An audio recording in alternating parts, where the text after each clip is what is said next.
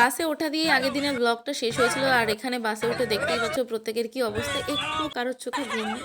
এরপরে যা হবে পরের দিন সকালে তোমাদের সঙ্গে দেখা হচ্ছে। চলো, গুড মর্নিং এভরিওয়ান।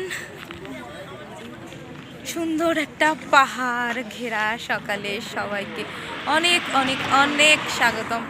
আমি জানি না ফোনে কতটা ক্যাপচার করা যাচ্ছে। মানালির মাঝখানে আমরা দাওয়াতে দাঁড়িয়েছি, খুব ঠান্ডা, ভীষণ ঠান্ডা। সবাই এখানে ফ্রেশ হচ্ছে, তারপরে আস্তে আস্তে আমরা যাচ্ছি। চলো, দেখেই বুঝতে পারছো আমরা হিমাচলে এন্টার করে গেছি। আর সেই কাল রাত থেকে বাস চলা শুরু হয়েছে। এখন প্রায় বাজে 11:30টার কাছাকাছি সবে বাস থামলো। অনেক বলার পর, ঝগড়া মারামারি হওয়ার পর বাস থেমেছে বলতে পারো। আর এই জার্নিতে যে মিভি আর বোট কিভাবে আমাদের সাপোর্ট করেছে বলার মতো না। যতক্ষণ বাস চলেছে, পাহাড়ে ঢুকেছে, গাড়ি থামিনি, কি পরিমাণ যে আমি জ্বালিয়েছি, বিশেষ করে গান চালাও করে। ওই অতক্ষণ বাস থেকে নামার পর পাহাড়ের ঠান্ডাও আমার গায়ে কিছু মালুম হচ্ছে না যে কি পরিমাণ শান্তি লাগছিল আমার এই নাচ দেখে, তোমরা বুঝতে পারছো। আর যারা আমার আশেপাশে ছিল তারাই শুধু বলতে পারবে যে তাদের আমি কি পরিমাণ জ্বালিয়েছিলাম। এই পাশে সবাই ঝুঁকিস না, দুজন দুজন করে থাক, ওর থেকে বেশি কেউ থাকিস না। সুন্দর একটা রিফ্রেশমেন্টের পর আমরা দুদিকে পাহাড় ঘেরা সরু রাস্তা দিয়ে সুন্দরভাবে চলেছি মানালির পথে। আমাদের বলা হচ্ছে যে যে যা সিটে বসে পড়ো, কিন্তু কে কার কথা শোনে। দিল্লির ওখান থেকে দুটো বাস ছিল, তো আমাদের বাসে যারা ছিল তাদের খুব একটা কারোরই বমি হয়নি, আর সবার খুব ভালো অ্যাক্লিমেটাইজেশন হচ্ছিল। কিন্তু আমার যেটা প্রবলেম হচ্ছিলো, আমার মনে হচ্ছিল না গান থামলেই আমার শরীরটা খারাপ করবে। গান তাই বন্ধ করা যাবে না, নাচা বন্ধ করা যাবে না। আমি নিজেও নেচেছি ভীষণ, সবাইকে সঙ্গে করে নিয়েও নাচিয়েছি। এই দেখো, খুব সুন্দর সুন্দর দৃশ্য চারিদিকটা দেখা যাচ্ছে, মাঝে মাঝে সেই জন্য ক্যাপচারও করছিলাম, আর সেগুলোই তোমরা এখন ব্লগে দেখতে পাচ্ছ।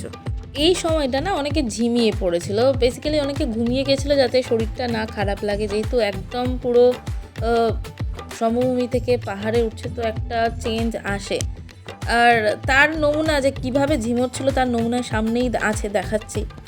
এরকম ভয়ঙ্কর খাদের চারপাশ থেকে যাচ্ছিলাম বলে আমরা আবার হনুমান চালিসা শুনেও যাচ্ছিলাম, আর কিছুটা তোমরা ব্যাকগ্রাউন্ডেও শুনতে পাতো।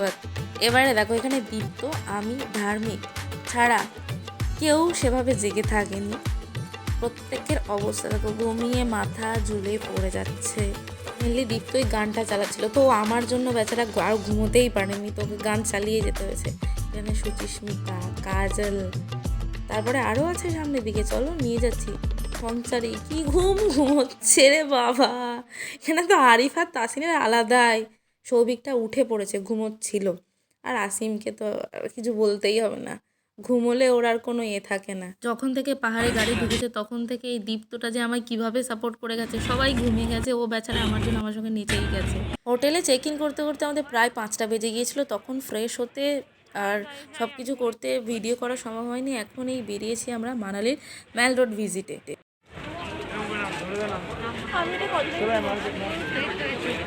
Happy new year. আর আমাদের ড্রেস দেখেই বোঝা যাচ্ছে যে এখানে কি পরিমাণ ঠান্ডাটা পড়েছে।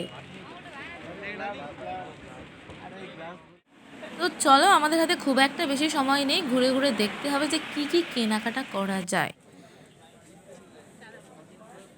আমি অবশ্য এর মধ্যে একটা পঞ্চু কিনে ফেলেছি, তোমাদের পরে যদি কখনো সুযোগ হয় তো দেখাবো। কিতনে কা ভাইয়া? তবে মল রোডে এসে কিন্তু সবাই আমরা একটা কমন জিনিস কিনেছি, সেটা হলো হেডব্যান্ড।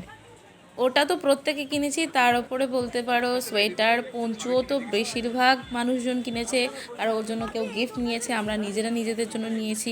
আর এই কেনাকাটার মেন মজার ব্যাপার হলো দরদাম করা। আমরা এখানে এসেও দরদাম করেছি, সেরা লেভেলের, সেগুলো হয়তো ভিডিও করতে পারিনি। তবে যারাই মানালি আসবে আমি প্রত্যেককে বলবো ম্যাল রোড ভিজিট করতে। সত্যি জায়গাটা খুব সুন্দর, দারুণ লাগে, অনেক কিছু কম প্রাইসে কলকাতার থেকে তো এখানে পেয়ে যাবে। তো চলো এবার হোটেলে গিয়ে একবারে দেখা হচ্ছে। এখানে এবার জমি আড্ডা বসে গেছে যে ম্যাল রোডে কি হলো। সন্ধ্যাবেলা বলবি, একটা দোকানের সামনে গেলাম, ও বললো যে না ভালো লাগে, একটা গলির ভেতরে ঢুকলাম, গলির ভেতরে ঢুকে ওখানে একটা পছন্দ হলো, ঠিক আছে, হ্যাঁ একটা জ্যাকেট পছন্দ হলো, এরকম করে হাত পা দিয়ে দেখলো, ঠিক আছে, দিয়ে ও বললো যে কত, সে বললো যে